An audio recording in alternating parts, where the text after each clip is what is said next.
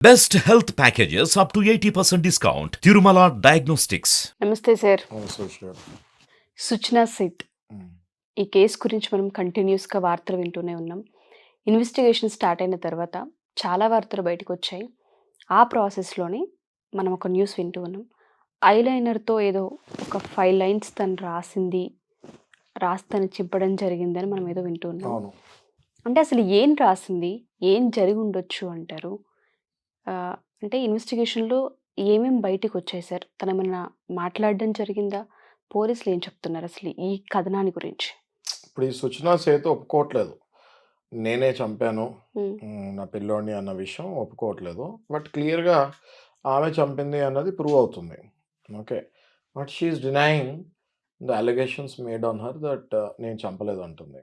ఇంకోటి ఏంటి అంటే మేబీ ఆమె ఆ చంపిన టైంలో అసలు సైకలాజికలీ ఆమె హోస్ట్లో ఉందా లేదా అన్నది ఇంకా తెలియట్లేదు.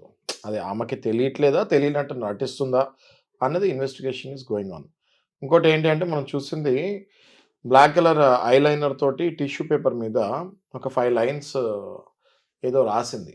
అంటే ఆమె కూడా బేసిక్గా చనిపోదాం అనుకుని రిస్ట్ కట్ చేసుకునే ముందు ఐలైనర్ తోటి టిష్యూ పేపర్ మీద ఒక 5 లైన్స్ రాసింది. ఓకే ఓకే, రాసి కానీ ఆ టిష్యూ పేపర్స్ మళ్ళీ ముక్కలుగా చింపి పడేసింది. దాని మీద కూడా they are trying to figure out ఏం రాసింది అని, ఏం రాశారు అన్నది కూడా చూస్తున్నారు. అది మనకు త్వరలో వస్తుంది. బేసిక్గా మనము ఈ యాక్ట్ అంతా చూస్తే ఆమె చంపింది అన్నది క్లియర్గా అర్థమవుతుంది. ఓకే, ఆమె ఎందుకు ఒప్పుకోవట్లే అన్నది దట్స్ ఇన్వెస్టిగేషన్ నడుస్తుంది. ఇవంతా కథ చూస్తుంటే క్లియర్గా ఆమె చంపినట్టు అది అందరికీ అర్థమవుతుంది, రైట్? సో ఇప్పుడు ఈ విషయంలో ఎందుకు జరిగింది అని డెప్త్కి వెళ్తే మనం గతంలో మాట్లాడుకున్నట్టు ఎప్పుడైతే వీళ్ళకి 2010లో మ్యారేజ్ అయింది, 2022లో డైవర్స్ అయింది. ఓకే, 2019లో బాబు పుట్టాడు. ఓకే, 4 years ఓల్డ్ కదా. సో 2022లో డైవర్స్ అయింది. 2022లో డైవర్స్ అయినప్పుడే అందులో జీడబ్ల్యూఓపి అని guardians and wards original petition అని ఒకటి ఉంటుంది. అది ఆయన వేస్తాం జరిగింది. హస్బెండ్ వేసిన తర్వాత ఆయనకి చైల్డ్ కస్టడీ గురించి వేస్తే చైల్డ్ విజిటేషన్ వచ్చింది. సండే, నెలకి ఒక సండే ఫాదర్ సన్ని కలవచ్చు అని. అక్కడ అసలు ప్రాబ్లం అంతా అక్కడ స్టార్ట్ అయింది. ఎందుకంటే వీళ్ళకి డైవర్స్ జరిగే ప్రాసెస్లో వీళ్ళిద్దరికీ హోరాహోరీగా గొడవలైనాయి. ఓకే, ఏదైనా కూడా divorce mutual 2 divorce 2 types of divorces ఉంటాయి. ఒకటేమో మ్యూచువల్ డైవర్స్, ఒకటి కంటెస్టెంట్ డైవర్స్. ఈ కంటెస్టెంట్ డైవర్స్లో ఎప్పుడు గొడవలు జరుగుతాయి. గొడవలు అంటే పేపర్ మీద యుద్ధం. వీళ్ళు పిటిషన్ వేస్తారు, వాళ్ళు పిటిషన్ వేస్తారు, దానికి వీళ్ళు కౌంటర్ వేస్తారు, దీనికి వాళ్ళు కౌంటర్ వేస్తారు. వీళ్ళ అలిగేషన్స్ ఫాల్స్ అని, వీళ్ళు రాసినవి ఫాల్స్ అని వాళ్ళు, ఆ లాస్ట్లో మళ్ళీ దానికి తగ్గ ఎవిడెన్స్లు వీళ్ళు పెట్టాలి, దీనికి తగ్గ ఎవిడెన్స్లు వీళ్ళు పెట్టాలి, ఎవిడెన్సెస్ తగ్గట్టు మళ్ళీ ఆర్గ్యుమెంట్స్ జరుగుతాయి, తర్వాత లాస్ట్లో జడ్జ్మెంట్ వస్తుంది. ఓకే, ఇది హోరాహోరీగా నడుస్తుంది. కంటెస్టెంట్ డైవర్స్ అన్నది ఎప్పుడు కూడా హోరాహోరీగా నడుస్తుంది. ఆ హోరాహోరీగా నడిచే క్రమంలో పూర్తిగా వీళ్ళు ఇద్దరు శత్రువులు అయిపోతారు. మ్యూచువల్ డైవర్స్ బెటర్, ఎందుకంటే కూర్చొని వాళ్ళిద్దరే మాట్లాడుకొని ఒక అండర్స్టాండింగ్కి వచ్చి మేము ఇంకా ఇద్దరం కలిసి జడ్జి గారి ముందుకు వెళ్ళి మేము వద్దనుకుంటున్నాము, మేము మా మ్యూచువల్ డైవర్స్ కావాలనుకుంటున్నాము, మాకు కావాల్సినవన్నీ కూడా ఒక అగ్రిమెంట్ రూపంలో ఇందులో రాసాము, పిటిషన్లో ఉన్నాయి, ఇద్దరు ఒకరికొకళ్ళు అన్నీ రాసుకొని చర్చించుకొని కోర్టుకు వచ్చాము అని చెప్తే జడ్జి గారు అది అన్నీ పరిశీలించి మ్యూచువల్ డైవర్స్ ఇచ్చేస్తారు. ఓకే, ఈ కంటెస్టెంట్ డైవర్స్ ఎప్పుడైతే అవుతుందో, అంటే ఒకళ్ళ పాయింట్స్ ఇంకోళ్ళు ఎప్పుడైతే ఒప్పుకోరో ఒక యుద్ధం జరుగుతుంది వీళ్ళిద్దరి మధ్యలో త్రూ ఇద్దరు అడ్వకేట్స్, ఇటొక అడ్వకేట్ అటొక అడ్వకేట్, వీళ్ళిద్దరి మధ్యలో ఒక హోరాహోరీ అయిన యుద్ధం నడుస్తుంటుంది. ఒక 2 ఏళ్ళు, ఒక 3 ఏళ్ళు అది సాగుతుంది. అది సాగినప్పుడు ప్రతి నెల ఒక డేట్ వస్తుంది, రఫ్లీ 1 నుంచి 2 డేట్లు వస్తాయి నెల ఇది డైవర్స్లో. ఓకే, ఈ ప్రతి డేట్ వచ్చినప్పుడల్లా వీళ్ళకి ఒకళ్ళ మీద ఒకళ్ళకి కోపం పెరుగుతూ ఉంటుంది. వాళ్ళు వేసిన పాయింట్కి వీళ్ళు ఇంకో పాయింట్ వేయాలి, ఈ అడ్వకేట్ వీళ్ళకి చెప్తారు, ఆ అడ్వకేట్ వాళ్ళకి చెప్తారు, ఒక యుద్ధ వాతావరణం ఉంటుంది బేసిక్గా. ఓకే, దాంతో ఏమవుద్దంటే ఒకళ్ళ మీద ఒకరికి బాగా కక్ష పెరిగిపోయి ఉంటుంది. ఓకే, కంటెస్టెంట్ డైవర్స్లో అదొకటి పెద్ద డిసడ్వాంటేజ్, పిల్లలు ఉంటే. పిల్లలు లేకపోతే అసలు ఇప్పుడు గొడవ ఉండేది కాదు, డైవర్స్ అయిపోయేది, ఈమె జీవితం ఈమె సాగిచ్చేది, ఆయన జీవితం ఆయన సాగిచ్చేవాళ్ళు. ఇక్కడ పిల్లలు ఉన్నప్పుడు ఈ కంటెస్టెంట్ డైవర్స్‌లో గొడవలు, కక్ష పెంచేసుకొని ఒకళ్ళ మీద ఒకళ్ళు ఎప్పుడైతే డైవర్స్ అయిపోయిన తర్వాత భార్యాభర్తకి అయితే డైవర్స్ అయిపోతది గానీ, పిల్లలకి, తల్లిదండ్రులకి డైవర్స్ లేదు గదా! అవును. So, compulsory visitation, child custody, ఈ చైల్డ్ విజిటేషన్ అనే హక్కు పేరెంట్స్‌కి ఎవరి దగ్గరైతే లేరో పిల్లలు వాళ్ళకి ఆ హక్కు ఉంటుంది. ఇది 1890లో 1819లో ఒక యాక్ట్ వస్తాం జరిగింది ఉషా గారు. హ్మ్. ఓకే. దాన్ని ఏమంటారంటే గార్డియన్‌షిప్ అండ్ వార్డ్స్ యాక్ట్ అంటారు. ఓకే. సో, ఈ గార్డియన్‌షిప్ అండ్ వార్డ్స్ యాక్ట్‌లో 1890 యాక్ట్ అది. ఓకే. ఆ యాక్ట్‌లో క్లియర్‌గా చెప్తారు. వీళ్ళకి న్యాచురల్ గార్డియన్ ఎవరు? ఫస్ట్. తర్వాత ఎవరు? ఒకవేళ ఈ న్యాచురల్ గార్డియన్స్ తల్లి, తండ్రి ఇద్దరు లేకపోతే తర్వాత టెస్ట్ మనీ గార్డియన్ ఒకళ్ళుంటారు. అంటే ఒకవేళ ఎగ్జాంపుల్ చెప్తున్నాను మీకు. ఒకవేళ తండ్రి పోయాడు, తల్లే గార్డియన్‌గా ఉంది. తల్లి కూడా క్యాన్సర్ లాంటి డిసీజెస్‌తో బాధపడుతుంది. ఇంకో ఏడాది, 2 ఏళ్ల కంటే ఎక్కువ బతకలేనని ఆమెకు ముందే తెలిస్తే, అవును. ఆమె ఇదిగో తనంతరము నా చెల్లెలు, లేకపోతే నా తమ్ముడు, నా కొడుక్కి గార్డియన్ లాగా ఉంటాడు అని రాసేయొచ్చు. Will okay. వీలునామా రాసేయొచ్చు. దాన్ని టెస్ట్ మనీ గార్డియన్ అంటారు. ఒకవేళ అలా కూడా రాయకుండా సడన్‌గా ఈ తల్లి పోయిందనుకుందాము. తండ్రి ఎలాగో పోయాడు, తల్లి కూడా పోయిందనుకున్నాం. అప్పుడు కోర్ట్‌కెళ్తారు. Court will declare who is the guardian. Okay. అది లీగల్ గార్డియన్ అవుతారు. ఓకే. సో, అట్లా గార్డియన్స్‌లో mother, father, testamentary guardian, మళ్ళీ కోర్ట్ గార్డియన్. ఓకే. ఇట్లా నలుగురు ఉంటారు. ఓకే. 1890 తర్వాత 1956లో మళ్ళీ ఇంకొక యాక్ట్ వస్తాం జరిగింది. హ్మ్. Hindu minority and guardianship act అని 1956లో ఇంకొన్ని చేంజెస్ చేసుకుంటూ ఇంకొక యాక్ట్ వస్తాం జరిగింది. ఈ హిందూ మైనారిటీ అండ్ గార్డియన్‌షిప్ యాక్ట్‌లో కూడా తల్లి మొదటి 5 ఏళ్ల వరకు గార్డియను, 5 ఏళ్ల తర్వాత తండ్రి మొదటి న్యాచురల్ గార్డియన్ అని ఓకే. వస్తది. ఇది చాలా మందికి తెలీదు. తెలీదు సార్. చాలా మందికి ఇది అసలు తెలీదు. తల్లే అవును. గార్డియన్ అనుకుంటారు బేసిక్‌గా. విడిపోతే తల్లే సర్వస్వం అన్న ఫీలింగ్‌లో ఉంటారు. అవును. బట్ యాక్చువల్లీ ఎప్పుడైతే 5 ఏళ్ళు దాటుతదో చైల్డ్‌కి, అబ్బాయి గానివ్వండి, అమ్మాయి గానివ్వండి, ఎప్పుడైతే 5 ఇయర్స్ దాటుతదో ఆటోమేటిక్‌గా father will be the first natural Guardian. ఆ తర్వాతనే mother will be the natural Guardian. ఆ తర్వాత టెస్ట్ మనీ గార్డియన్, ఆ తర్వాత లీగల్ గార్డియన్. ఓకే. మనం ఈ ఫాదర్, మదర్ ఇద్దరు ఉన్నారు కాబట్టి ఇప్పుడు వీళ్ళ గురించి మనం మాట్లాడుకుందాము. ఈ కేస్‌లో సుజనా సేత్ విషయంలో పిల్లాడు 4 ఇయర్స్ ఓల్డ్. అవును. కాబట్టి తల్లి అప్ టు 5 ఇయర్స్ మదర్ అని చెప్తున్నాను కదా! అవును. కాబట్టి mother is the first natural Guardian. ఎందుకు రీజన్ ఏంటంటే ఫస్ట్ 5 ఇయర్స్ వరకు మిల్క్ ఫీడింగ్ ఉంటుంది. బాగు అవి చూసుకోవాలి. తల్లి టచ్ కావాలి. ఓకే. సో, దాని గురించి ఫస్ట్ 5 ఇయర్స్ కంపల్సరీ మదర్‌ని న్యాచురల్ గార్డియన్ అంటారు. ఓకే. అక్కడ కూడా ఫాదర్ తీసుకోవచ్చు.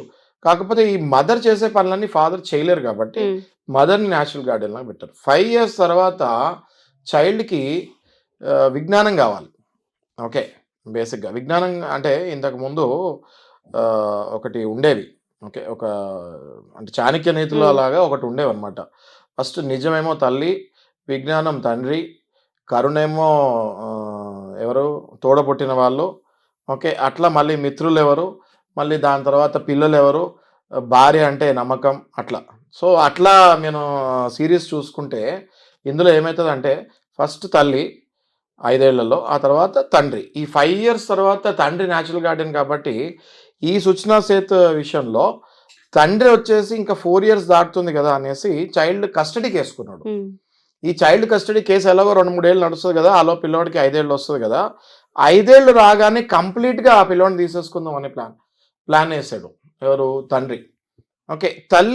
ఈ తల్లికి ఈ విషయాలన్నీ తెలుసు. హ్మ్. She is very intelligent lady. మనం ఇంతకుముందు అవును. చెప్తున్నట్టు మీకు ఒక ఆమె ప్రముఖ కంపెనీకి 100 సీఈఓ. టాప్ 100 ఆర్టిఫిషియల్ ఇంటెలిజెన్స్ సైంటిస్ట్‌లో she is one of the ladies. Yes. Okay. అంటే వుమెన్ ఏఐ ఎక్స్‌పర్ట్స్‌లో ఆమె బెంగుళూరు నుంచి. ఓకే. అందులో మైండ్‌ఫుల్ ఏఐ ల్యాబ్ అనే ఒక కొత్త స్టార్టప్ కంపెనీకి ఈమె సీఈఓ లాగా పనిచేస్తుంది. రైట్? సో, తండ్రి ఎప్పుడైతే ఈ చైల్డ్ కస్టడీ చేసాడో కరెక్ట్‌గా 4 ఏళ్ళు పిల్లవాడికి. ఇంకొక 1 ఇయర్ అవుతే ఫాదర్‌కి అన్ని రైట్స్ వచ్చేస్తాయి. ఈ 5థ్ ఇయర్ దాటిందంటే పిల్లవాడు నా దగ్గర నుంచి ఇంక ఎళ్ళిపోతాడు అన్న భయము సుష్నా సేత్‌కి వచ్చుంటుంది. హ్మ్. ఇప్పుడు ప్రస్తుతానికి 4 ఏళ్లే. ఈ 4 ఏళ్లలోనే తండ్రి కోర్ట్ నుంచి ఈ ఆర్డర్ తెప్పించుకోగలిగాడు. ఏది? సండే చూసే అవును. ఆర్డర్ తెప్పించుకున్నాడు. ఇంకొక 1 ఇయర్ ఈ ఆర్డర్ మీద తండ్రి పిల్లవాడితోటి ఒక సంబంధం పెంచుకుంటూ 5 ఇయర్స్ తర్వాత ఆబ్వియస్గా తండ్రి సండే కలుస్తుంటాడు కాబట్టి తండ్రికి కూడా బాండింగ్ బాగా పెరుగుతుంది. పెరిగిన తర్వాత 5th ఇయర్ దాటగానే కోర్టు త్రూ 100% ఈ అబ్బాయిని కంప్లీట్గా తీసేసుకుందామని ప్రయత్నించుంటాడు. ఓకే, ఈ విషయం కూడా ఈమె గ్రహించుంటుంది. ఎవరు? సుష్మా చరిత గ్రహించుంటుంది. అయితే ఇంకొక 1 ఇయర్ ఈ పిల్లోడు నా దగ్గర ఉంటాడు. 1 ఇయర్ తర్వాత యాజ్ పర్ ద లా ఫాదరే న్యాచురల్ గార్డియన్ అవుతాడు, నేను న్యాచురల్ గార్డియన్ కాదు అన్న విషయం గ్రహించి ఈమె ఇంతటికి పాల్పడి ఉంటుందని నేను భావిస్తున్నాను. My analysis is that. Okay, and నా అనాలిసిస్ 99% కరెక్ట్ ఉంటుందని నేను అనుకుంటున్నాను. దానివల్ల ఈమె ఏం చేసిందంటే ఒక 2 కాఫ్ సిరప్ బాటిల్ తీసుకొని మొత్తం 2 కాఫ్ సిరప్ బాటిల్ ఆ పిల్లాడికి ఇచ్చేసి అన్కాన్షియస్ స్టేజ్కి తీసుకెళ్ళి స్ట్రాంగులేషన్ అండ్ స్మాదరింగ్ అన్నారు పోస్ట్ మార్టం రిపోర్ట్లో. అంటే పీక పిసుకుతాము ప్లస్ దిండేసి పిసికేస్తాము. ఓకే, ఈ రకంగా ఆ అబ్బాయికి పెయిన్ లేకుండా విముక్తి కలిగించేసి తన భర్త పైన ఏదైతే కక్ష ఉందో అది తీర్చుకుంది. ఓకే, ఆ రకంగా ఈ ఇన్సిడెంట్ జరిగింది ఉషా గారు. సో ఇది సహజంగా నేను ఆల్మోస్ట్ మా దగ్గర కొన్ని 100 కేసులు నడుస్తున్నాయి. అందులో ఈ చైల్డ్ కస్టడీ జీడబ్ల్యూఓపి కేసెస్ కూడా చాలా నడుస్తున్నాయి. నేను చూసింది ఏంటి అంటే పిల్లవాడి మదరు ఫాదరు ఇద్దరు భద్రశత్రువులు అయిపోతున్నారు. ఎంత భద్రశత్రువులు అయిపోతున్నారంటే ఆ డేట్ వచ్చేసరికి ఒకళ్ళ మీద ఒకళ్ళు నాకు అసలు స్టోరీ చెప్పకుండా వీళ్ళ పిల్లవాడి గురించి చెప్పకుండా అవతల వైపు వాళ్ళ గురించి ఎక్కువ చెప్తూ ఉంటారు. వాడు ఇలాంటి వాడు, ఈమె ఇలాంటిది, ఇవి చాలా అంటే వీటి బట్టి నేను as I'm psychology student also మీకు తెలుసు నా అనాలిసిస్ నాది ఉంటుంది. వీళ్ళు అసలు పిల్లవాడి బాగు వదిలేసి కంప్లీట్గా paramount interest of the child అంటారు.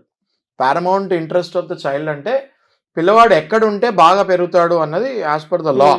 ఎక్కడైతే పారమౌంట్ ఇంట్రెస్ట్ పారమౌంట్ వెల్ఫేర్ ఉంటుందో అక్కడ పిల్లవాడిని జడ్జి గారు హ్యాండ్ ఓవర్ చేస్తాం జరుగుతుంది. సో ఈ పారమౌంట్ వెల్ఫేర్ అన్నది అసలు పక్కకి వెళ్ళిపోయి కంప్లీట్గా ఒకళ్ళ మీద ఒకళ్ళు కక్షతోటి మాట్లాడుకుంటాం జరుగుతుంది. అప్పుడు ఇది జడ్జి గారు కూడా కొన్ని 100 కేసులు చూస్తూ ఉంటారు కదా ఇట్లా.